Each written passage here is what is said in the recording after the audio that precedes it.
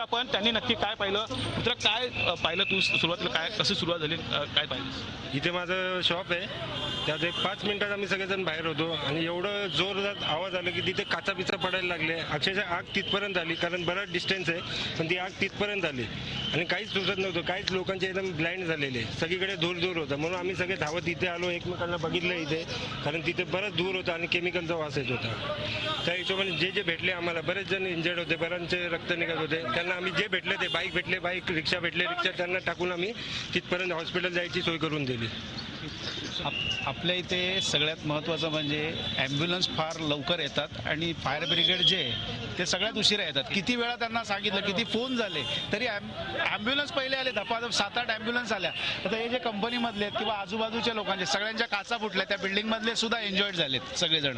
त्यांना पण आम्ही धपाधप काढून पहिल्यांदा हॉस्पिटलला पोहोचवलं. सगळ्यात महत्त्वाचं तर किती मोठा ब्लास्ट होता, कारण आवाज एवढा होता, 5 किलोमीटर लांब गेला होता. हा ब्लास्ट एवढा मोठा होता की कमीत कमी स्टेशन पर्यंत आवाज, कस्तुरी प्लाझम पर्यंत याचा आवाज गेला असेल, कोपरगावापर्यंत अंतरावरतीच आवाज गेला असेल. आजूबाजूला रोडवरच्या पूर्ण आजूबाजूला ज्या बिल्डिंग असतील त्यांच्या पूर्ण काचा स्लायडिंगच्या पूर्ण टोटल. हे बघायला बघा, हे बाजूची बिल्डिंग आहे, सगळे काचा फुटल्या. अशा नेहमीच होत असतात, काय केलं पाहिजे? नेहमी म्हणजे पूर्वी पण अगोदर झालं होतं. सध्या आता मध्यंतरी ते केमिकलचं हे झाल्यामुळे आता बरंचसं केमिकल जे हायली आहे ते बरंचसं केमिकल फॅक्टरी इथनं गेलेले आहेत. पण आता इथे कसं काय झालं, बॉयलरचं आहे त्यांचं जवळजवळ मला वाटतं निष्काळजीपणा दिसतो. झी 24 तास रहा एक पाऊल पुढे.